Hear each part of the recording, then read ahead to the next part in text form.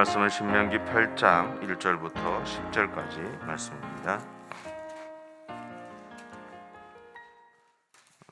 제가 가지고 있는 성경으로 구약 성경 274페이지에 있습니다. 신명기 8장 1절부터 10절까지 우리 함께 봉독하겠습니다. 내가 오늘 명하는 모든 명령을 너희는 지켜 행하라.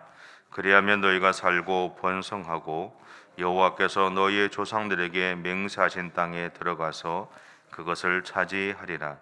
내 하나님 여호와께서 이 40년 동안에 내게 광야길을 걷게 하신 것을 기억하라. 이는 너를 낮추시며 너를 시험하사 내 마음이 어떠한지 그 명령을 지키는지 지키지 않는지 알려 하심이라. 너를 낮추시며 너를 줄이게 하시며 또 너도 알지 못하며 내 조상들도 알지 못하던 만나를 내게 먹이신 것은 사람이 떡으로만 사는 것이 아니요 여호와 입에서 나오는 모든 말씀으로 사는 줄을 내게 알게 하려 하심이라. 이 40년 동안에 너희 복이 헤어지지 아니하였고 내 발이 부르트지 아니하였느니라. 너는 사람이 그 아들을 징계함 같이 내 하나님 여호와께서 너를 징계하시는 줄 마음에 생각하고 내 하나님 여호와의 명령을 지켜 그의 길을 따라가며 그를 경외할지니라. 내 하나님 여호와께서 너를 아름다운 땅에 이르게 하시나니 그곳은 골짜기든지 산지든지 시내와 분촌과 샘이 흐르고 밀과 보리의 소산지요 포도와 무화과와 석류와 감람나무와 꿀의 소산지라.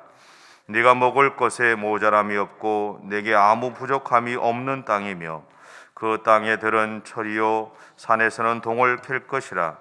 내가 먹어서 배부르고 내 하나님 여호와께서 옥토를 내게 주셨으므로 말미암아 그를 찬송하리라. 아멘. 1절에서 하나님이 모세를 통해서 지키라고 하신 명령이 무엇일까 생각을 해보다가 마가복음 12장 29절부터 31절의 말씀이 생각이 났습니다. 모세를 통해서 지키라고 하셨던 명령에 대해서 예수님은 마가복음 12장 29절부터 31절에 이렇게 정의합니다. 예수께서 대답하시되 첫째는 이것이니 이스라엘아 들어라. 주곧 우리 하나님을 유일한 주시라. 내 마음을 다하고 목숨을 다하고 뜻을 다하고 힘을 다하여 주 너의 하나님을 사랑하라 하신 것이요. 둘째는 이것이니 내 이웃을 내 자신과 같이 사랑하라 하신 것이라. 이보다 더 큰 계명이 없느니라. 우리는 이것을 하나님 사랑과 이웃 사랑으로 정의를 합니다. 우리가 누군가를 사랑하면 사랑하는 그 대상이 원하는 것을 하게 되죠.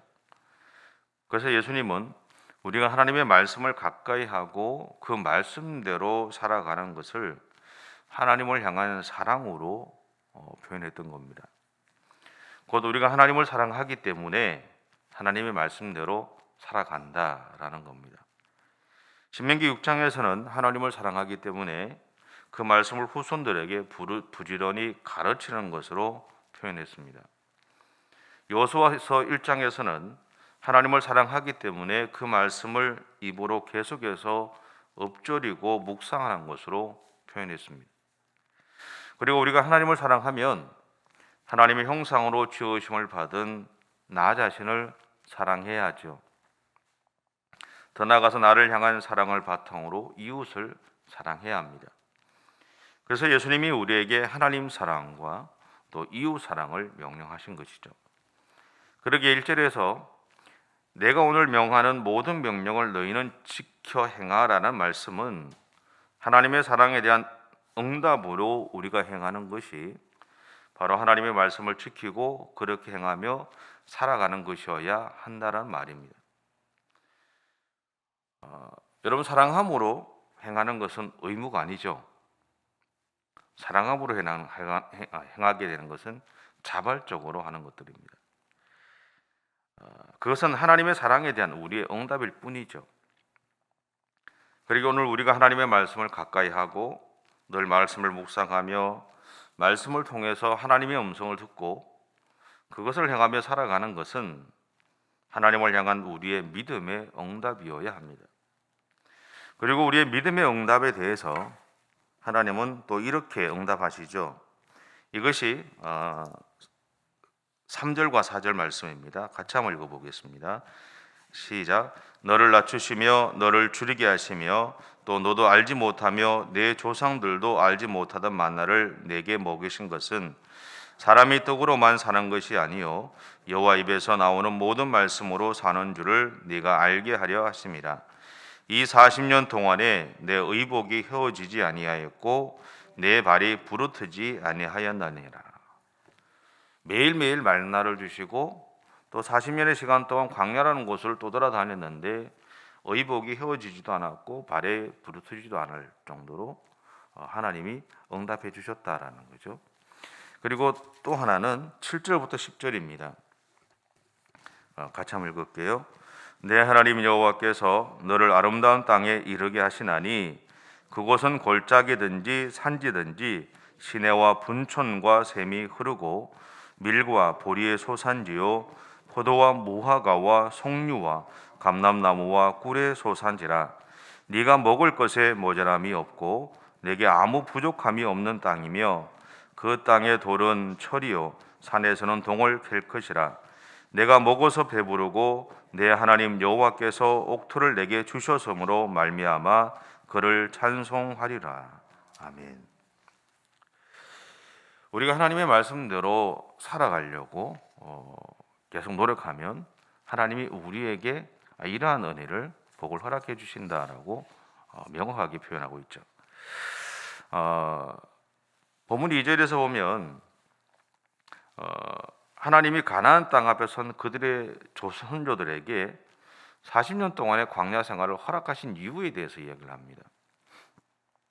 첫째는 나를 낮추시기 위함이다라는 거죠. 사람은 자기 잘난 맛에 삽니다. 그래서 자신의 개성이나 자기의 존재를 드러내기 위해서 많은 시간들을 거치장에 투자하게 되죠. 그리고 그렇게 하면 또 그만한 호응을 받게 됩니다. 옷을 잘 입고 밖에 나가든지 어디 나가면 사람들이 함부로 말을 안 하죠. 그런데 슬리퍼 막 신고 대충 추리닝이 입고 이렇게 하면 사람들이 대하는 게 좀 달라지는 거 아세요? 겉으로 어떻게 보이느냐에 따라서 내가 얼마나 나를 가꾸고 하느냐에 따라서 그만큼 이렇게 호응이 달라집니다. 그래서 사람들은 저도 마찬가지고 누구나 마찬가지고 나도 모르는 사이에 내 잘난 맛에 살아가는 것이 우리들의 모습입니다. 새벽부터 이런 이야기를 해서 죄송하는데 부부가 방귀를 트면 다 튼 거라 그러더라고요. 왜냐하면 방귀라는 매개체를 통해서 일반적으로 부부가 서로를 향해서 품었던 환상이 파괴되기 때문입니다. 하지만 이것은 어떤 의미에서는 내가 동경하는 대상이 나와 같은 존재라는 것을 받아들일 수 있게 하는 좋은 방법이기도 하죠. 이것을 우리에게 가장 잘 보여주신 분이 예수 그리스도입니다. 예수님은 자신이 우리와 같은 성정을 가진 연약한 존재로 우리에게 오셨어요. 그리고 우리가 겪는 모든 희노애락을 겪어내심으로써 우리의 친구가 되어 주셨습니다. 이것을 좀 고상한 신학적인 용어로는 인카네이션이라고 표현하기도 하고요. 그걸 번역하면 성육신이라고 그렇게 표현하기도 합니다. 예수님이 우리와 같은 인간이 되어 주셨다라는 말이죠. 근데 이것이 바로 자기를 낮추는 거죠. 그리고 상대방에게 자기를 맞추는 모습입니다. 이렇게 자기를 낮추신 예수님은 우리를 위해서 자기의 생명을 주셨습니다. 그리고 우리와 하나님과의 관계를 회복시키셨죠. 또한 우리가 하나님의 사랑을 받는 대상이라는 것을 알게 하셨어요. 우리는 늘 어쩌면 내가 하나님 앞에서 뭔가를 자꾸 해야 된다고 생각을 합니다. 그런데 예수 그리스도는 우리에게 이야기하시는 게 뭐냐면 하나님이 우리를 이미 사랑하고 있다라고 이야기하시거든요. 내가 하나님 앞에 뭔가를 해야 하는 것보다 하나님이 그것보다 더 많은 것으로 이미 나를 사랑하셔서 나의 삶 가운데 역사하고 계시다라는 거고, 내가 오늘 여기 서 있는 것 자체가, 내가 오늘 살아가고 있는 자체가 그러한 하나님의 사랑 가운데서 이루어진 결과로 살아가고 있다라는 것을 이미 알게 하셨다라는 거죠. 내가 너희를 사랑하는 건 알아라는 거죠. 하나님이 우리를 사랑하고 있는 것을 알아라는 거예요. 그리고 무엇보다 예수님은 자기를 낮추심으로 우리를 살리셨죠. 둘째는요, 우리가 하나님의 명령을 지킬 것인지에 대해서 시험하기 위해서였다고 합니다.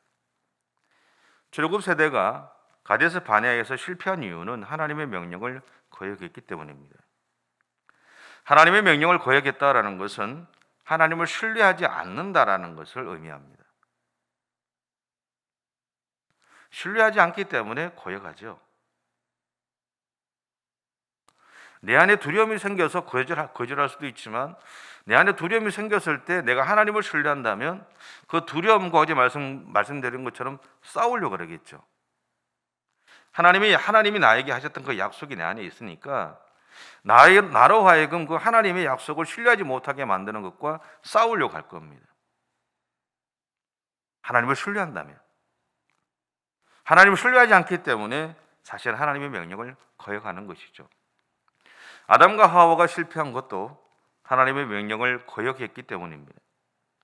그 한 번의 불순종으로 하나님과 우리와의 관계는 단절되어졌죠. 우리에게서 에덴의 삶은 끝나버렸습니다. 그래서 하나님은 우리 안에 있는 거역함의 본성을 훈련을 통해서 이겨나가도록 하고자 하셨습니다. 돕고자 하셨던 거죠. 이 훈련이 바로 하나님의 말씀에 순종하는 겁니다. 하나님의 말씀을 가까이 하고 묵상하고 그 말씀대로 살아가려고 애를 쓰는 겁니다. 그것이 훈련이에요. 우리 안에 있는 하나님에 대한 거역함에 대한 본성들을 이겨가기 위한 훈련의 과정들이 우리가 바로 하나님의 말씀대로 살아가려고 노력하는 그 시간들이라는 거죠. 그래서 우리의 믿음의 여정은 하나님의 명령에 순종하도록 하는 과정이라고 할 수 있습니다. 세 번째는 우리가 하나님의 말씀에 순종할 수 있는 힘을 키우기 위해서였습니다. 성경에서는 우리가 시험을 받을 때에 피할 길을 주신다라는 말씀을 합니다. 그 이유는 시험이 우리를 무너뜨리기 위한 것이 아니라 우리를 세우기 위한 하나님의 사랑하심의 발현이기 때문에 그렇습니다. 우리는 어려움이 오면 하나님이 또 우리를 괴롭힌다고 생각하고 우리로 하여금 우리를 다시 넘어뜨리려고 하신다고 생각합니다. 때로는 내가 죄를 지었기 때문에 하나님이 나로 하여금 그렇게 책망하신다고 이야기합니다. 근데 성경이 우리에게 명확하게 보여주는 것은 뭐냐면 우리 하나님은 그렇게 치졸한 하나님은 아니다라는 거죠. 우리는 한 가지를 바라보고 뭔가를 하겠지만 하나님은 그 한 가지를 바라보고 하시는 것이 아니라 큰 역사를 바라보고 뭔가를 행하시는 분이다라는 거죠. 우리 안에 행하는 것도. 저 같으면 김윤영이라는 한 사람의 전 생애를 걸고 오늘 나에게 뭔가를 행하고 계신다라는 거. 그래서 하나님이 우리에게 주시는 우리에게 나는 시험은 우리를 무너뜨리기 위한 것이 아닙니다. 우리를 세우기 위함이죠. 두 번째는요, 우리 자신의 현주소를 깨닫게 하기 위한 도구로서의 시험이 있었다라는 겁니다. 우리의 현주소는요, 우리에게 시험을 이길 힘이 없다라는 것을 인정하는 겁니다. 여러분은 어떠실지는 모르겠습니다. 저는 시간이 지나가고 많은 일을 겪으면서 딱 하나 인정할 수밖에 없었던 게 뭐냐면 내가 참 약하구나. 그동안 참 강한 척하고 살아왔고 나는 어떤 일이 있어도 흔들리지 않게 할 수 있겠구나. 지난 이야기지만 부산에서 위임 투표가 안 되고 나서 제가 교인들한테 그런 이야기를 했어요. 괜찮습니다. 하나님이 나와 함께 계시니까 괜찮습니다. 하나님 내 삶을 책임지시겠죠. 여러분 어떻게 생각해요? 그게 본심이었을까요? 제가 그렇게 얘기한 것은 저를 찍었던 사람들에게 위로하기 위해서 했던 이야기예요. 하나님이 나와 함께 하시겠지? 라는 말을 했지만, 한다라고 얘기했지만 그때 이미 저는 믿지 않는 거예요. 우리에게 일어나는 시험을 이길 힘이 없습니다. 그것을 인정하는 것이 우리의 현주수도라는 겁니다. 그런데 우리는 그것을 인정하면 내가 무너질 것 같거든요. 내가 죽을 것 같단 말이에요. 인정하지 않죠. 그런데 우리가 그 사실을 인정해야 정말 진정으로 하나님의 도우심을 구하게 됩니다.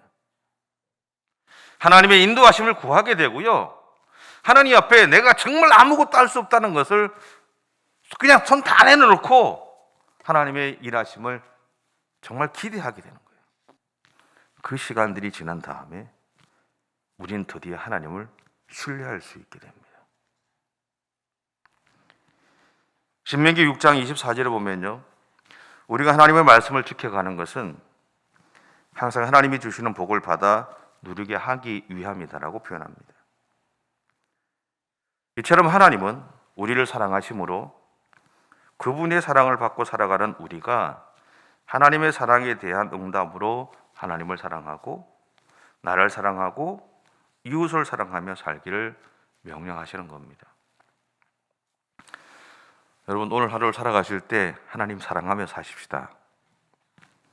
그리고 나를 위해서 자신의 생명을 대속제물로 주셨던 그 예수님의 사랑을 정말 내 안에 받아들여서 나를 사랑하며 사십시오. 예수님 그분이 자신의 생명으로 나를 샀잖아요. 우리가 아닙니다. 내가 모여서 우리가 되는 것이지, 예수님은 우리를 위해서가 아니라 바로 나를 위해서 그분의 생명을 주셨어요. 예수님의 생명과 내 생명을 바꾸신 거죠. 그래서 나를 사랑하셔야 됩니다. 세 번째로는요, 그 사랑을 바탕으로 해서 세상에 하나님의 사랑을 나누며 사십시오. 그것이 오늘 우리에게 주어진 사명이라면 좀 그렇죠. 우리가 해야 될 어떤 모습이라고 할 수 있습니다. 하나님의 말씀을 기억하고 그 말씀을 가까이 하면서 살아가야 되는 우리들의 참된 모습들이 저는 그것이 아닐까 싶어요. 단순하게 하나님이 우리에게 말씀을 주신 것은 그 말씀을 앵무새처럼 외우고 그 말씀을 때때로 우리 기도하면서 이야기하고 내가 어려울 때 그 말씀을 붙잡고 하고 그런 것들도 있겠지만 그 말씀 속에서 나를 향한 하나님의 사랑을 발견하는 것이고 그 말씀 속에서 우리를 향한 하나님의 사랑을 발견하는 것이고 그렇게 하나님 앞에 그 사랑에 대해 응답하고 그 사랑을 나누며 살아가기를 원하시는 하나님의 마음이 있다는 것을 발견하기를 원하시는 하나님의 뜻이 그 안에 있다고 저는 믿습니다. 그러기에 정말 하나님 사랑하시고 여러분 자신 사랑하십시오. 그리고 세상 가운데 그 사랑 나누며 사시기 바랍니다. 기도하겠습니다. 주님 감사합니다. 주님의 사랑이 있기에 오늘의 내가 있음을 인정합니다. 주님의 은혜가 있기에 오늘 또 내가 살아갈 수 있음을 고백합니다. 주님, 우리 사랑해 주셔서 감사합니다. 우리도 주님 사랑하겠습니다. 또 그 사랑 나누겠습니다. 하나님, 그 사랑을 통해서 하나님의 뜻을 세상 가운데서 이루어가기 위해서 열심히 오늘 또 우리에게 주어진 삶을 살아가겠습니다. 주님, 우리를 통해서 오늘 또 영광 받아 주시고 우리를 통해서 오늘 또 역사해 주시옵소서. 감사드리며 예수님의 이름으로 기도드립니다. 아멘. 하늘에 계신 우리 아버지, 아버지의 이름을 거룩하게 하시며 아버지의 나라가 오게 하시며 아버지의 뜻이 하늘에서와 같이 땅에서도 이루어지게 하소서. 오늘 우리에게 일용할 양식을 주시고 우리가 우리에게 잘못한 사람을 용서하여 준 것 같이 우리 죄를 용서하여 주시고 우리를 시험에 빠지지 않게 하시고 악에서 구하소서. 나라와 권능과 영광이 영원히 아버지의 것입니다. 아멘.